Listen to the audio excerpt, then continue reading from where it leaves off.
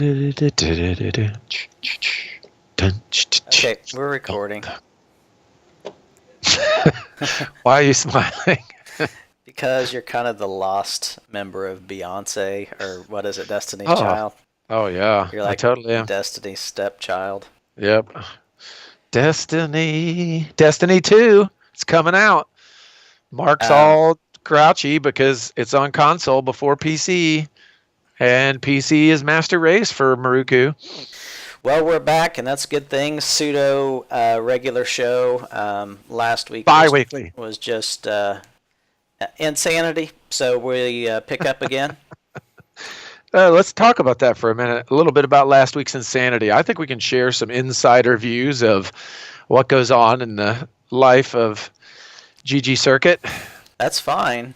It was just it Oh, it was was crazy. one of the busiest weeks we've ever had. Well, this ties into our show today too, because we're going to talk about the FastTrack program, and that's kind of what we're doing with some of these parts and pieces for a few other clients. So a lot of people know that we have a Best Buy installation of our software at 50 Best Buy stores here in the U.S. They're getting ready to add 10 more stores, and each of those stores have 7 Alienware PCs, and GG Elite powers those PCs. They came to us because they wanted to be able to launch and play a real game, not a demo, and somehow control the time that somebody plays so that somebody just doesn't sit and for 2 straight hours play a game at this kiosk in these Best Buy stores. So Right. that started in January, and all these things all fit together because some of the parts and pieces they needed were things we needed to get done anyway, and basically they funded, they paid for us to build it for them, and it's a feature that we can then roll out to all the other centers. So it helped it redo our installer, redo our updater, update system, add more capacity on the servers. Like, the stuff just really works well with everything we're doing. So they came back to us because Dell owns Alienware, and they came back to us for a rollout at Office Depot stores. 818 stores with 2 PCs in each store, so it's over 1,600 PCs that they wanted to roll out. So we put together another theme for them. So when they launch, they don't see what the centers see. They see another screen, and obviously if you have the time, JMac, and feel like it, maybe you could pop up a video here or some sort of screenshot of it when you go back and put this on YouTube. But it's a kiosk mode. You don't enter a name and password, but there's a Dell theme we built for them. But the kicker is it had to be offline. These are not online. These are offline, which was interesting, but that forced us to fast track the escape mechanism, because obviously if you're not online, you can't go to your admin and right click and put a PC in desktop mode. So we needed the escape mechanism done. So again, all the centers reap the benefits of these bigger companies paying us to build them a project, and all the bits and pieces seem to fit for things we're doing. So anyway, it was like 3 days before the launch, or when they needed the installer, and they let us know for sure they were going to be offline. And oh, by the way, can you find us a game that works offline? Right. So that was where it really went downhill quickly, because for all of you LAN center owners out there know, like, what game would you recommend if somebody says, I need a game that plays offline, that you can play fully offline, doesn't authenticate ever? There's some that you can buy on Steam and put in offline mode, but then after a month, you have to log in again to verify you own it. Even if it's free to play, you have to verify the digital signature on it and own it. To do any updates and all that Right. kind of stuff, too. So we're talking about a kiosk mode of our software that might not be online ever for at least a year or more. We had one chance to get it right and roll this thing out, and man, it was... Dustin had the flu, and Larry had the flu, and Ross was working all night, and JMac jumped in to help Dustin with some of the graphics, and Mark was running out to Office Depot and buying laptops to run tests from his location. Everybody was up all night all weekend, and so finally we got the product rolled out, and it's stellar. What was the game we ended up picking? Universe Sim. Universe Sim. Yeah, it's I don't even know if it's out yet, but we had to go to... I don't think it is. Right. We had to go to the publisher, the developer, and have them build us a executable that just runs. Like you have to understand, we need to launch a game without going to the internet, without getting a key, without a license management or anything. So we got a custom build of their game. Of course, the first build didn't work. The second build didn't work. The third build didn't work. The fourth one finally did. And to like turn off settings and turn off the ability to pop up a browser because they want to know more about the game, and so that for Office Depot security purposes, and for people not to mess around with the laptops and show stuff they shouldn't, because that's people. Right, and we know in the LAN center environment you want to control access to the desktop as much as you can, but there's usually somebody around there nearby that's kind of monitoring things, so that if somebody in boot up mode control alt deletes or tries to go, mess around with it, we have none of those luxuries in these situations. Right. Like today we have no idea. The first 100, we think, installs happen this week, and so the first 100 locations each, there's 200 PCs that are now running this mode, and we have no access to them. So which long story long, just last week was impossible to do a show beyond any excuse we could even make. It wouldn't have previously. Happened. No, it wouldn't have happened. All the other weeks, there's no excuse. Last week we had a good excuse, but we're back this week. So it was only again, it could be a bi-weekly show for a while until we get our act together.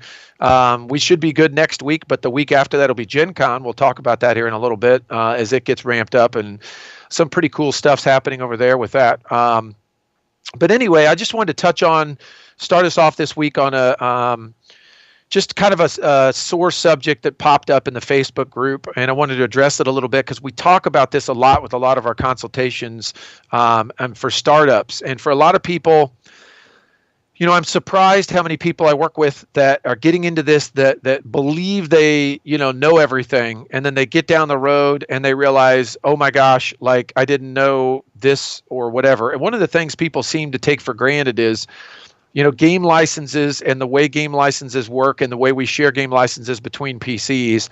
And really, and I'm frustrated with this still to this day, the lack of support we get a lot of times from publishers.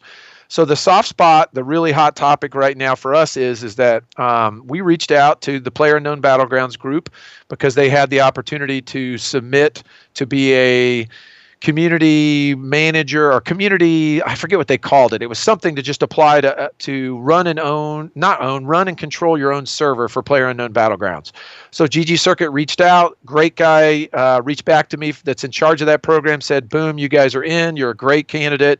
We'd love for you to run events at all your locations. And I said, hey, that's great. We'd love to do it. We'd be happy to jump into this with both feet. We'd like to do a game night during the week. We'd like to do a game night on the weekend. In order to do this, we need a pool of keys for all the players that come into these stores and play that do not own the game yet. And the key phrase is always yet. And explaining this to certain people, they get it and other people don't. And so this guy's like, yeah, absolutely. I don't think that should be a problem. That's not my department. I'm just the esports guy. Let me pass you on to this other group. So therefore, we get into the business side and we start talking to a business person that doesn't necessarily understand what we're doing in a LAN center, how this is controlled with our software. We're not just giving out keys. So we went to them and said, listen, start us off with, a pool of, just give us 200 keys. We'll put it in our global license pool. All the centers all around the world that are in our network will be able to have players come to these game nights, launch the game if they don't own it, and play on a generic account that's called ggLeap PB47. ggLeap PB48, whatever we call them. They won't get the same one every time. It'll be different each time they log in. Those keys aren't gone. Those 200 keys stay in our pool so that when they're done using them, they go back in the cloud. We launch it again for the next player. We can make those 200 keys service thousands of gamers at centers all over the world. They just don't get it. And so back and forth. They're like, we've never done this before. It's not typical for us to give out keys. In their minds, again, they give out a free key to like a popular YouTube guy as a marketing tool. Right. And once they give that key out to that guy, they lose that key. They get no more benefit. They're just hoping his 100,000 subscribers watch him play it and go buy it. What we're doing is that we're letting people test this key and use this key to play in game nights. Eventually, if your game's good enough and you have the right things built into your game, the player's not going to want to play on a generic account. They're going to go buy your game. So if I come to the ggCircuit Wednesday PlayerUnknown Battlegrounds night and I jump in all these tournaments all the time, and eventually I get tired of my med kit or my sniper kit or my assault kit or my progress bar not being the same or my rank not being the same, eventually I buy my own.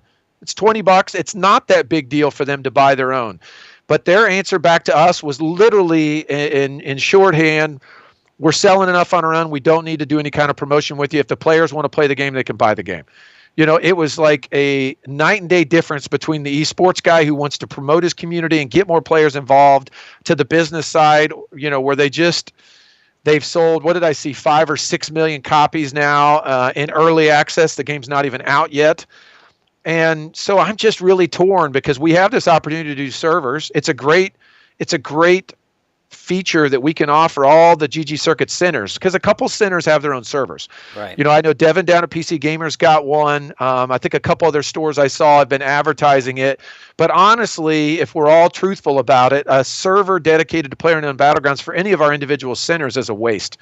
Because, you know, like getting enough people together on a regular basis from one center, it's just not going to be that easy to do.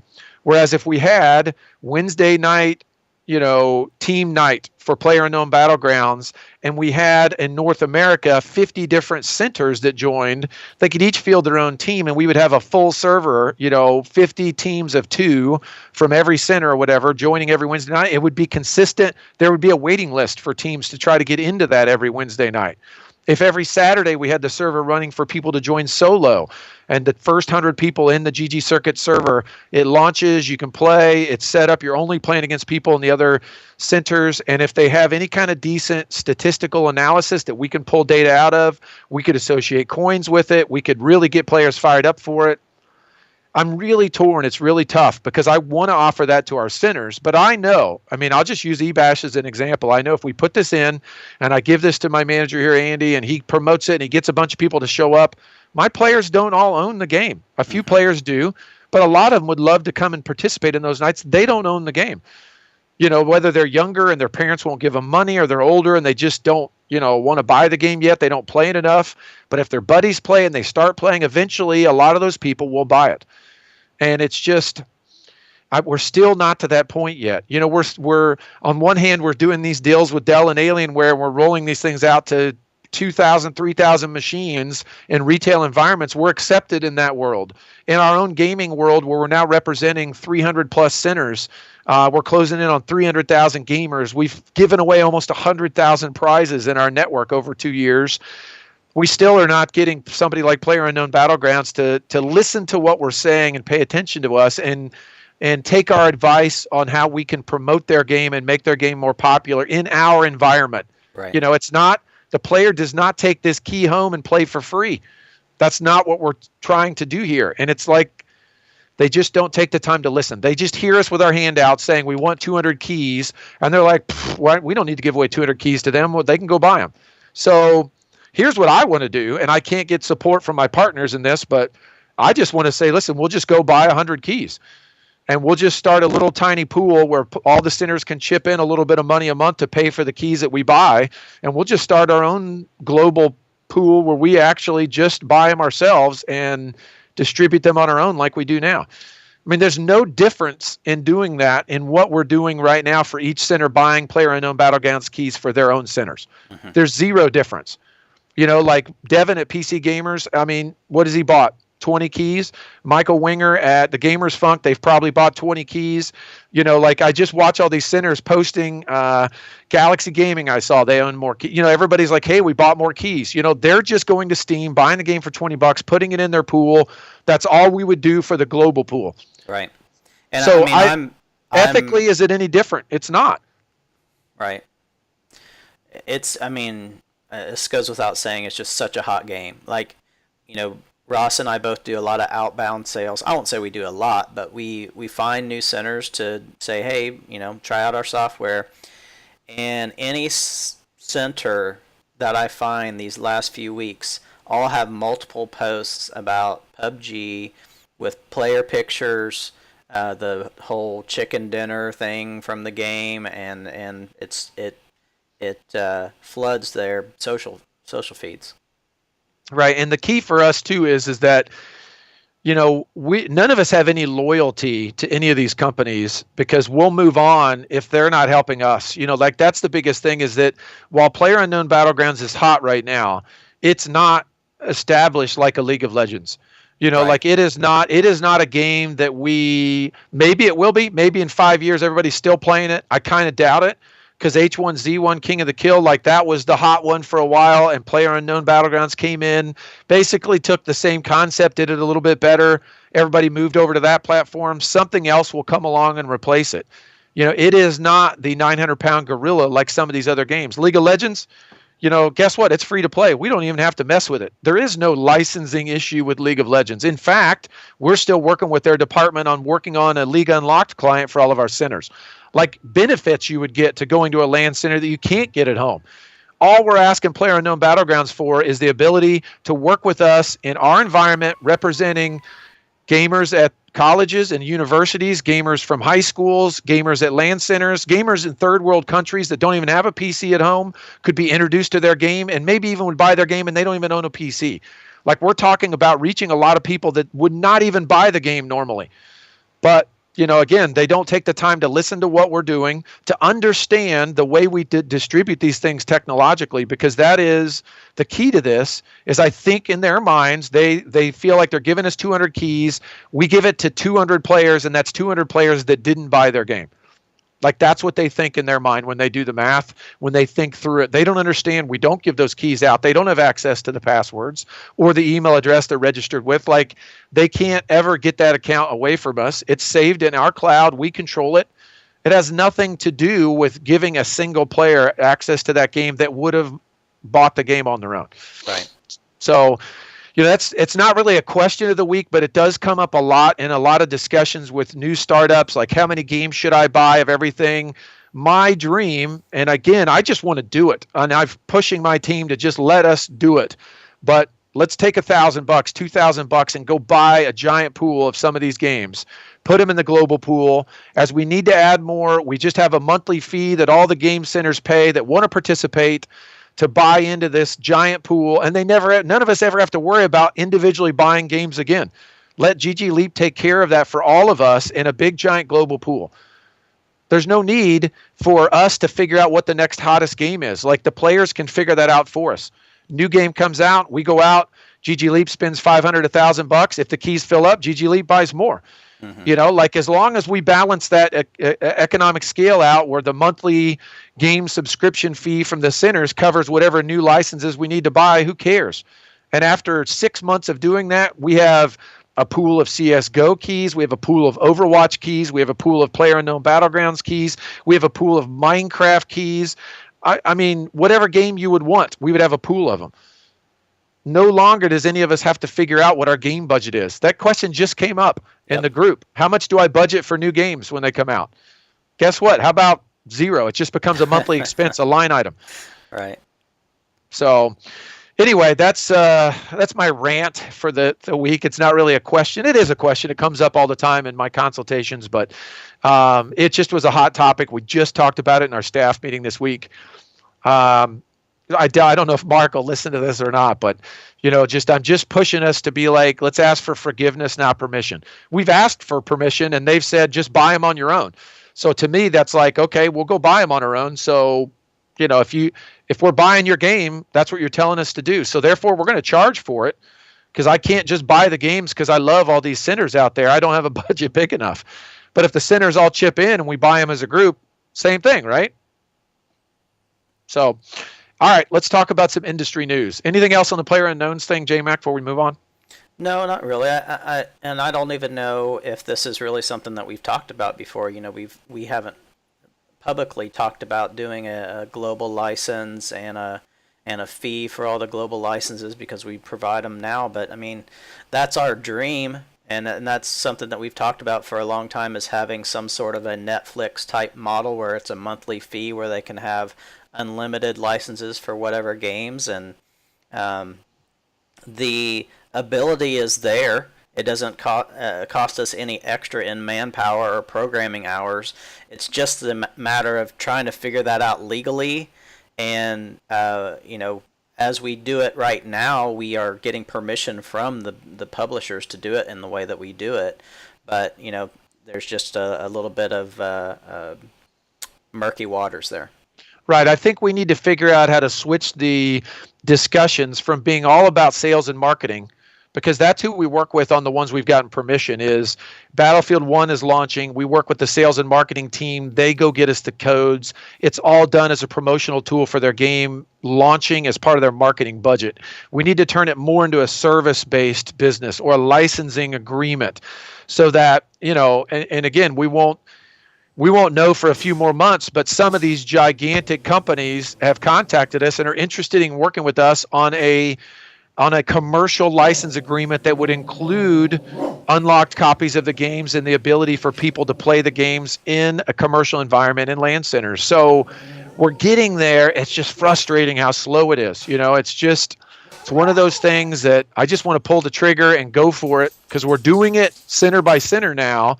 Why is it any different if we do it as a unit, as a team, versus eBash doing it, PC Gamers doing it, Gamers Funk doing it, Section 9 doing it? Every store around it, everybody's doing it on their own. So if we do it globally, it's the same thing.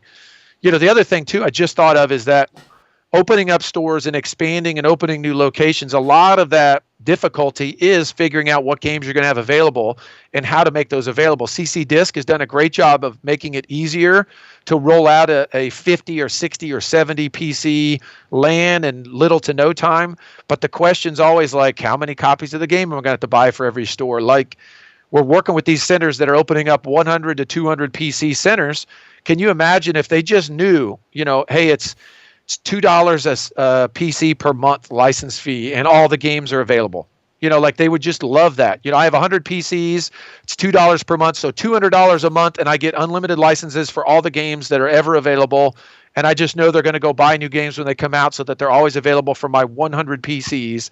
That's what we need. Right. And I don't think it's that far off. Like you said, Netflix does it.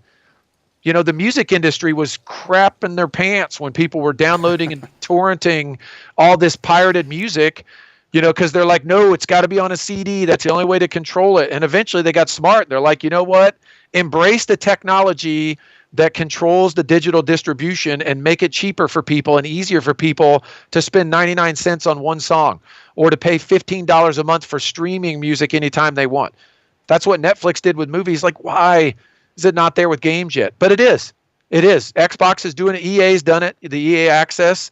Origin has a program now. You can pay monthly. It doesn't have the new games in it yet, but you can pay that, small fee and get access to all these old titles as a streaming service. So anyway, all right, let's move on. Industry news. Let's talk a little bit about Gen Con. Just real quickly, we still have a lot of people, friends from all over the game center industry that are going to come in town. The Battle and Brew guys are coming up. Greg and John and those guys are coming up. And Thomas, they're coming up from Atlanta.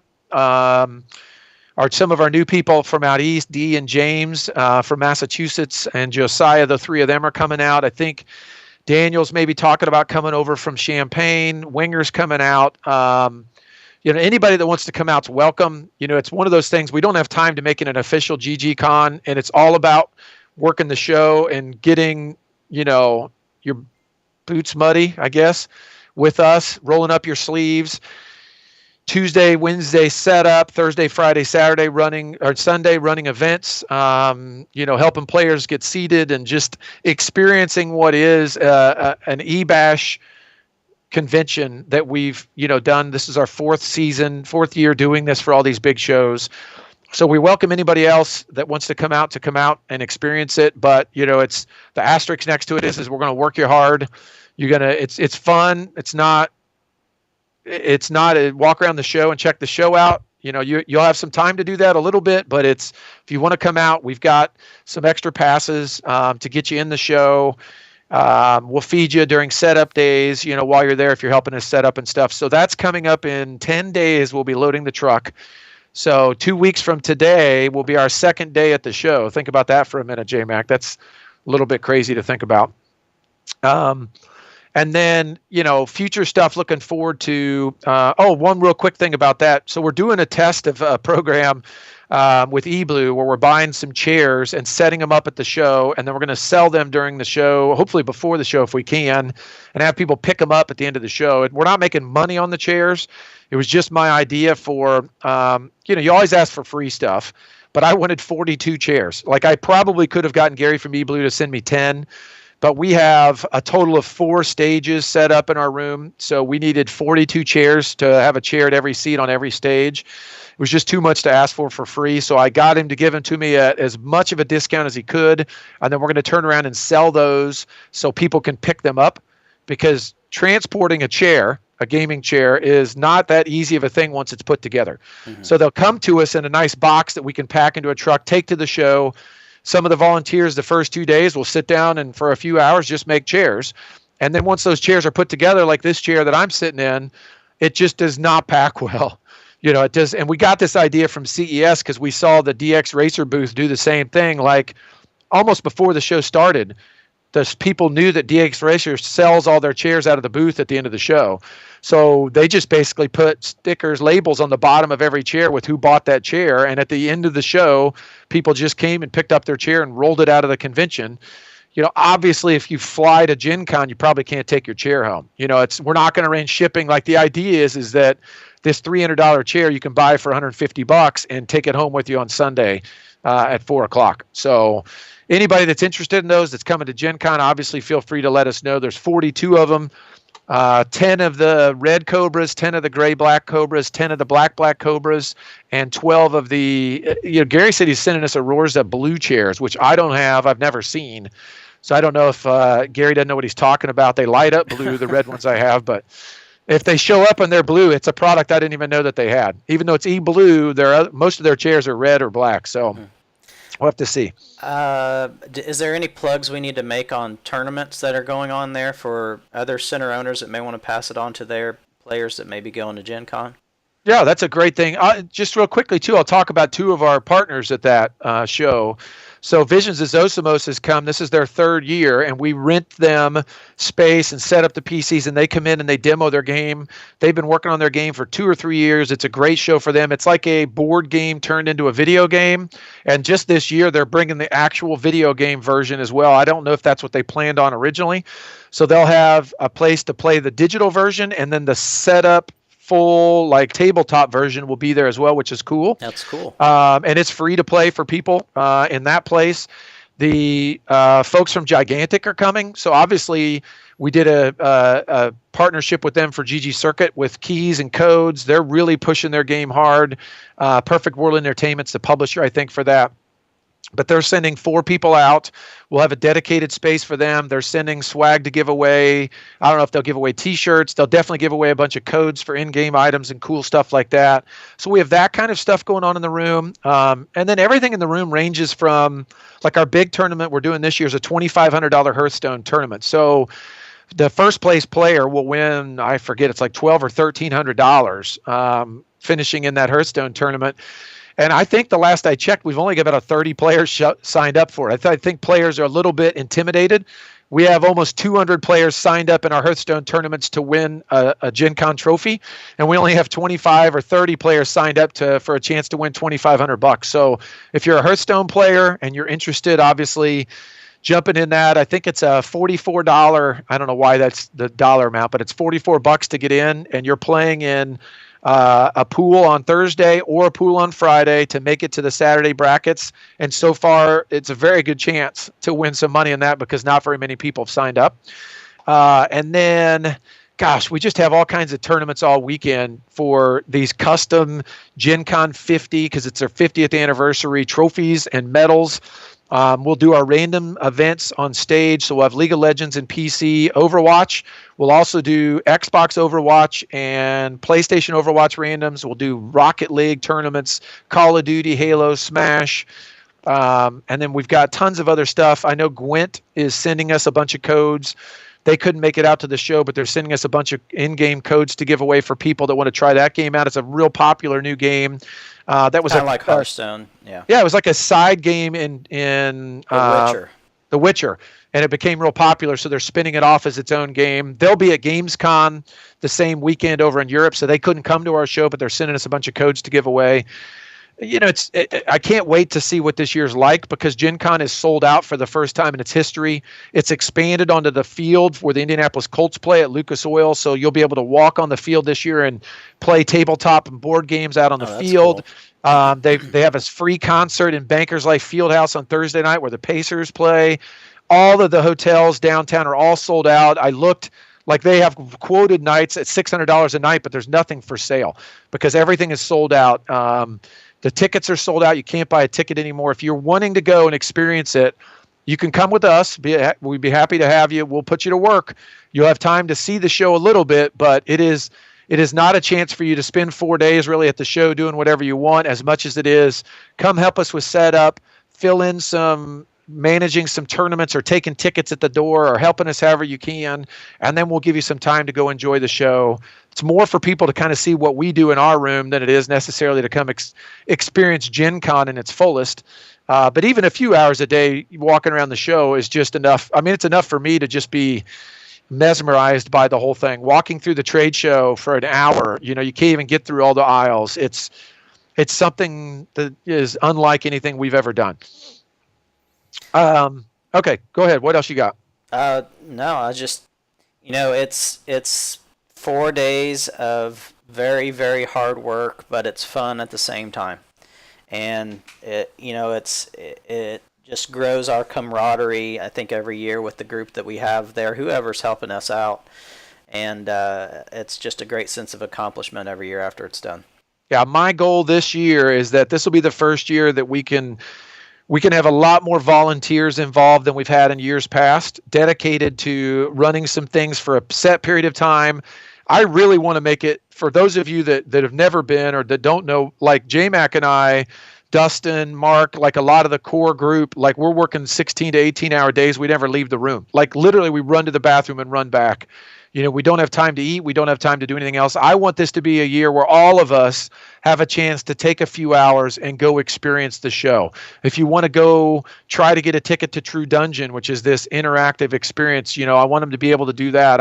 I want them to be able to go join other board and card game events, go out on the food truck row and where they're tapping all the new beers for Gen Con.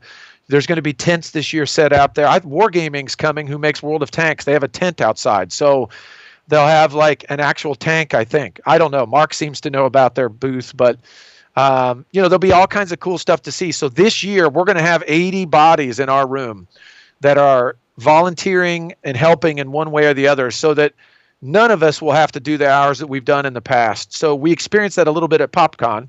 Like, it wasn't as stressful as in years past because we had extra help there. I'm really trying to go overboard this year, making sure we have enough people in. I'd love to have 40 or 50 people Tuesday and Wednesday in there helping during setup. Like, it just flies faster, gets everything done. It's a lot easier going, looser, and then during the show, same thing. Like, constantly have 20, 30 people running the room, while there's 30 or 40 people enjoying the show, and then trade off and substitute in for everybody. So my brother Andy is going to be there. He's in charge of the volunteer schedule and scheduling everybody for all the different sections. So he'll have the toughest job, because this year we're really going after making sure we've got 80 just solid volunteers working in the room. All right, let's do some GG Leap, ggCircuit stuff. Let's do ggCircuit stuff first real quick, because it's just kind of touching on some stuff. So what week are we in? It's 6th week? I feel like put you on the spot. I feel like it's week 7. So have we already given away prizes for week 6? We're now in week 7, you feel Yes. like? Uh-huh. So the 8-week season is about to come to an end, at which time we'll take the top players and the top centers, and they'll go into a 1-week final show-off. So the slate is wiped clean. Everybody on those top groups will be back to 0, and you got 1 week to try to take home the title. So just like a regular season for any other sport, you're really playing all season to try to make it to the playoffs. If you get in the playoffs, your record up to that point doesn't matter. You don't get any advantage going into the playoffs. If you've been number 1 the whole season, you could get ousted that last week. And we're excited to have our first season where we've actually had prizes at all the participating centers that bought the prize crates, which is cool.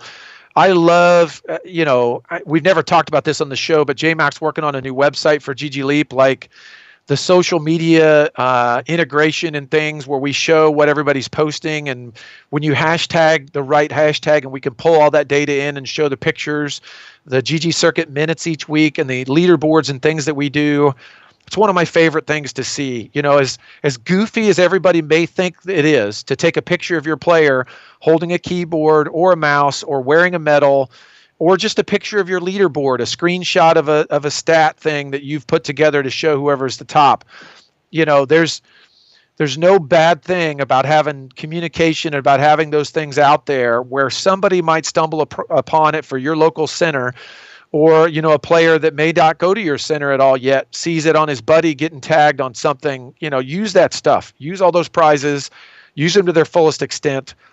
Season 7 this fall, we're going to work on splitting it out into like a high school group, a collegiate group, and then an open group. So what we've done always is just everybody's in the open group. So we're working on kind of tiering it for season 7. We're working on making sure there's prize crates again for season 7, medals, trophies, some sort of swag to give away. We'll try to get the boxes shrank down to save everybody on shipping costs. Some of you international centers, we haven't forgotten about you yet. I've got to bill you for all that. I've got yelled at by our CFO because we wrote the checks out to pay for all the shipping and haven't collected all the money from everybody yet. So I've got to remember to do that. I haven't forgotten. I won't forget. And then obviously my big push for this fall too is not only the season having this ongoing competitions, but we've got to get back into our good old school ggCircuit tournaments at the high school level and even at the open level, where you hold a LAN event at your store on Saturday. If you're big and you can host 8 or 10 teams, go for it. If you're small and you can only host 4 teams, go for it. You bring your top team back on Sunday. We play online. We have cash payouts. We have big brackets. We administer the stuff for you on Sunday. We've got to do that. We've got to be consistent with that. There's enough games out there that we can do this as a group. We've said this over and over, but I'll probably not be able to do it unless we dedicate some of the LAN center owners that are good at doing this kind of stuff to help administrate it and organize it for us. So, the Evo guys, some of these other centers that do a good job of organizing these tournaments, we're going to call on you to, hopefully it'll be something that, enough centers chip in and we have a little bit of a budget. We can pay back the center that's kind of organizing it and running it a little bit of money for helping us with it. That would be the goal long term, but in the short term, we just got to build these things up. I'd love to have a monthly Rocket League tournament. I'd love to have a monthly Overwatch tournament. I'd love to have a monthly League of Legends tournament. I mean, pick whatever game it is. Love to have that going every month so that all the centers can have their little niche groups and their little communities of players that play that game know that the second Tuesday of every month is Rocket League night, and the third Friday of every month is Counter-Strike tournament night, or whatever that pattern is. Mm-hmm. Love to get all that stuff going. So, all right, ggLeap. Let's talk about a couple new things. So, exciting month for us. Like I said, there's things that we work on through other clients that has given us kind of this idea we'll talk about in a minute called the FastTrack. But just recently, the biggest example I have of that is the Office Depot project had to have the escape mechanism done. And while we were working on the point of sale, and that project is massive and our group's working hard on that, we had to budget in and ramp up additional personnel in our development team to handle the escape mechanism client for Office Depot. And then we rolled it out to all the LAN centers. So all the LAN centers now have the escape mechanism available for them. So if you're sitting at a PC, you can hit I don't even know if I should say it. Does it need to be secret so players don't know? But you know what to hit. There's a combination on the keyboard to hit. Then it pops up with the username password. You log in with your center admin account, and that unlocks the PC locally without needing to be online. The one thing we've got to fix, which we identified this morning, is if there's no internet when it boots up, we need to be able to have that escape mechanism kick in before the client boots. So that'll roll out in the next couple of weeks with an update. But everybody knows with that, if you boot up, you don't have the internet in, it goes to black screen because it can't connect to our servers. We still need the escape mechanism available at that screen. So we know we need to add that in. And then the big thing we're going to try. One quick thing. So by the end of this month, we're scheduled to release the first addition to centers of what we're calling it's part of the point of sale system, but we call it the dashboard. So it's a brand new user interface, administrative and staff interface for the front counter that will replace the admin.ggleap.com login with a login that allows you to see everything visually with some stats about your center, a visual layout of your center. I know Max has been dying for that. So you'll be able to drag your PCs all around and place them how your center layout looks graphically on the screen.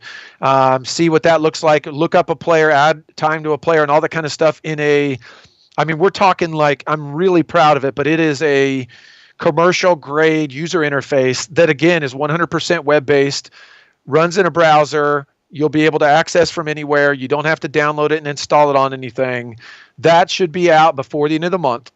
And we'll continue on. The point of sale integration is going right along with that. That's a big part of that.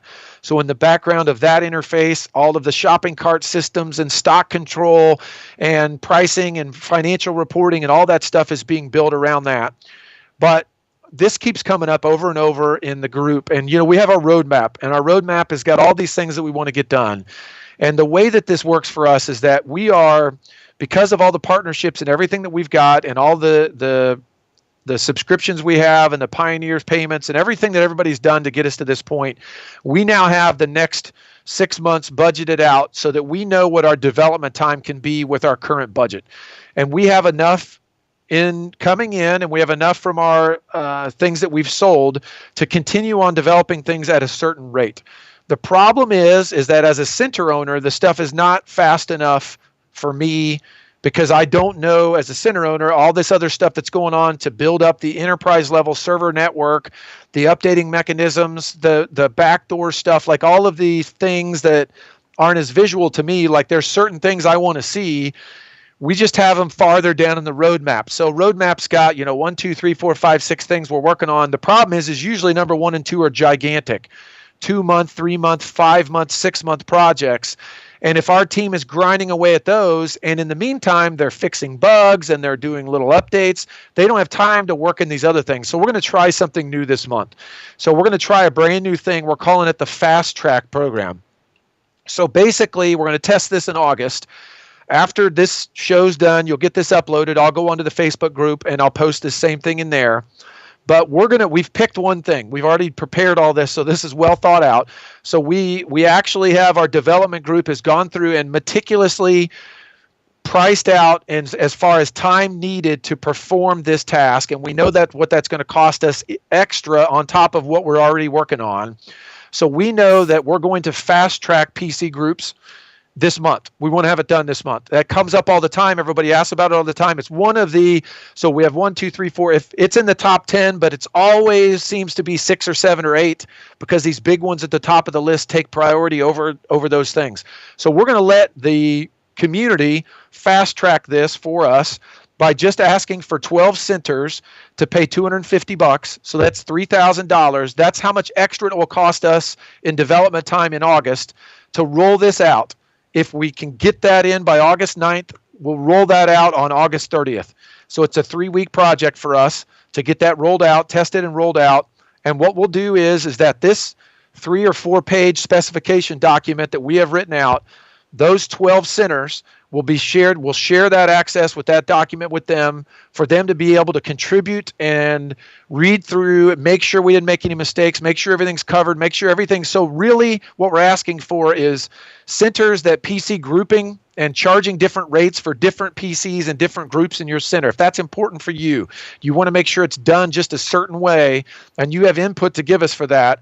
This is your chance to, number 1, get it done quick. We're going to get it done this month. It'll be done this month. But also become a contributor. Go through with us. Read through this document. We'll have it enabled for commenting, so you can go in and put comments. Our development team, our project management team can comment back. We can go back and forth, decide. So we'll have that done by next Wednesday, I believe, is the 9th. So today on Friday, we're going to post this. Hopefully within 2 or 3 days, we'll have all the spots filled, and those 12 centers will have access to that document and have 3 or 4 days to give us feedback on those specifications for that piece. That is our test for this fast track program. So for $3,000, that doesn't seem like a lot, but it seems like even less if 12 centers each just pay $250.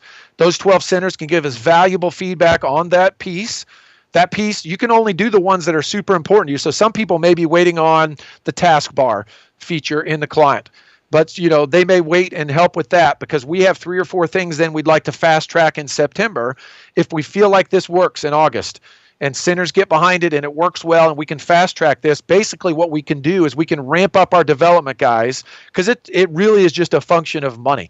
I hate to say it, but it's time is money, and if we have the money to be able to ramp up the development guys to do more work, then they can get more things done in a month versus just this steady amount of hours that we have them working on the core parts of the project. So just a summary is August 9th we'll start. It's a 3-week till deployment project. We have it completely spec'd out, line by line, screenshots showing how it will all work. We want 12 centers that feel like PC groups is an important thing for them to fast track. We're trying to figure out somewhere we'll give contributor credits, whether it's a part of the website, whether it's part of the admin, somewhere we'll list on there special thanks to these 12 centers for contributing to this piece of this software, because that's really what this whole thing has been about, is the community rallying together to build this piece of software that we've all needed forever. So this fast track system, we're just going to test it. 1 month, 1 project, 3 weeks really. And again, 12 centers, $250. It's one of those things, Ross, and when we were talking about this, J-Mac, some of these things will take more. This is right in the medium range. This should be an easy thing. I don't want it to be something that centers would have to contribute $500 or $1,000 for. I want it to be something that's doable, something that can be easily budgeted for.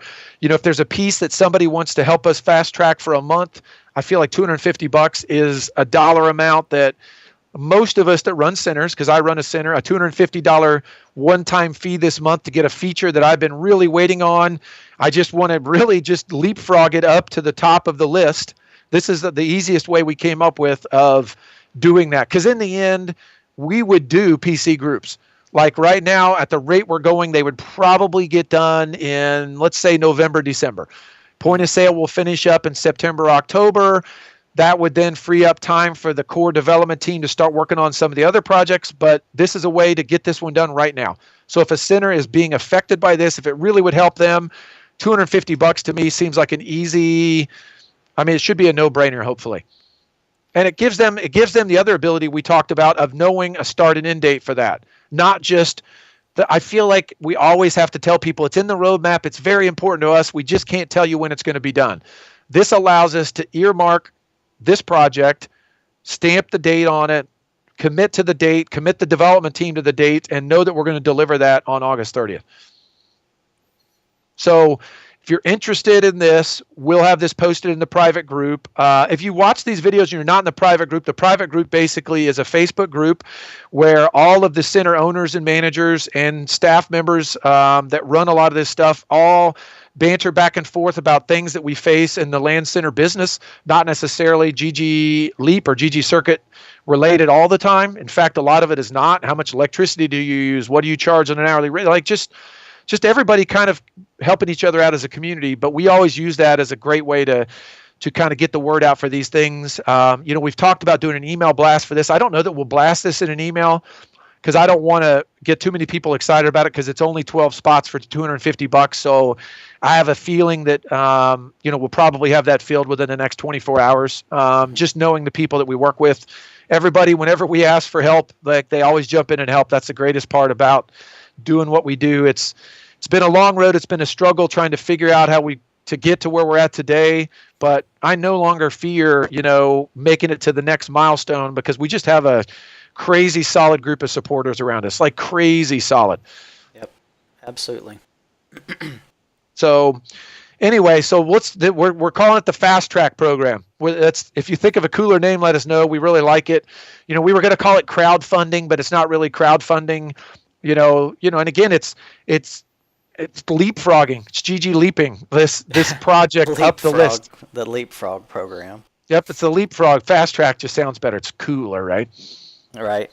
Sounds like a race car driver. That's right. Which is what I like to tell the ladies. Yes. What I really do for a living. I live in Indianapolis. I work for the Indianapolis 500. All right. What else you got, buddy? I have one topic. I've started to reach out to a couple centers because for a long time wanted to just do kind of feature matches streamed online.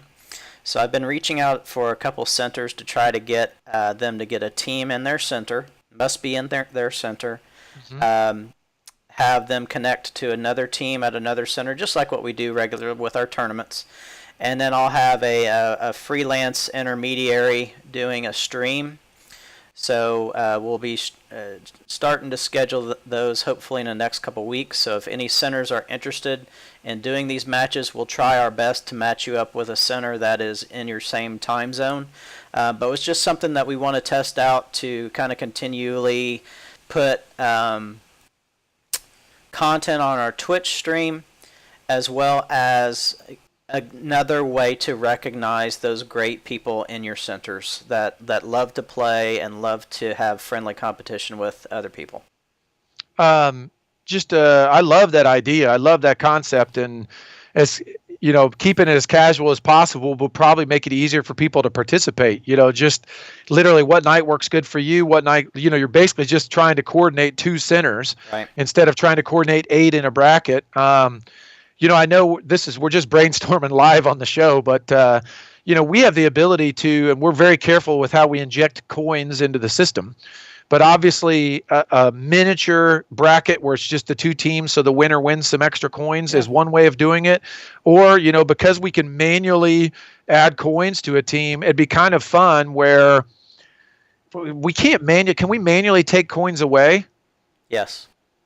So maybe we make this a little bit of the wager system, you know, just as a test of the wager system, and just keep it fun and low key at the beginning. But you know, maybe GG Leap matches the wager. So let's say it's a 5-on-5 match, and each player from the team wagers 100 coins each. So that's 500 coins from each center.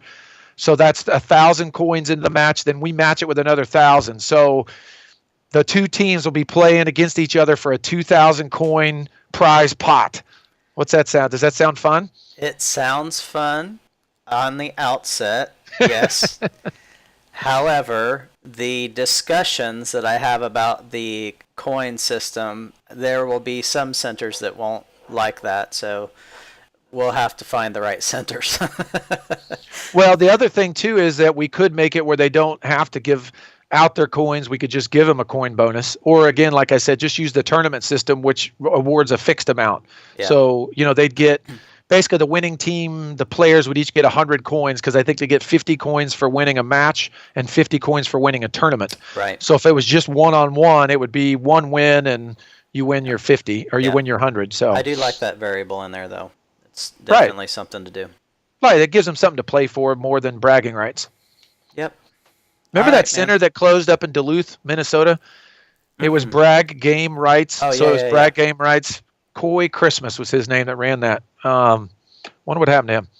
They had a tournament every day of the week, $50 guaranteed payout every day, 30 days a month. That was one of his big things he did. Anyway, okay. So it wasn't really bragging rights as much as it was winning cash. It is anyway. Yeah.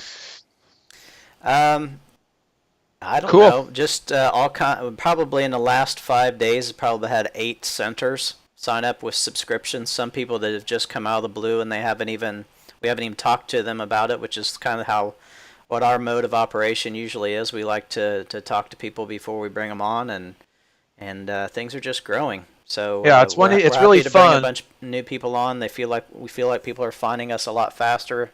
Yep. And that's what I was going to say. They find us. It seems like they find us through a couple different methods. But, you know, when they do find us, I always point them back to our Twitch casts, you know, to my blog, which I haven't updated in forever, so I probably should do that at some point. But, you know, just it's great to see growth in the industry, which is encouragement for all of us that have been in the industry for a long time. So all the new stores that are starting up, I mean, this is not a lot of people moving over to us from other centers. It's a lot of people just getting in the ball game for the first time, and they're finding their way to us. And you know, I don't think there's any dispute in this industry. We're the only ones that are active.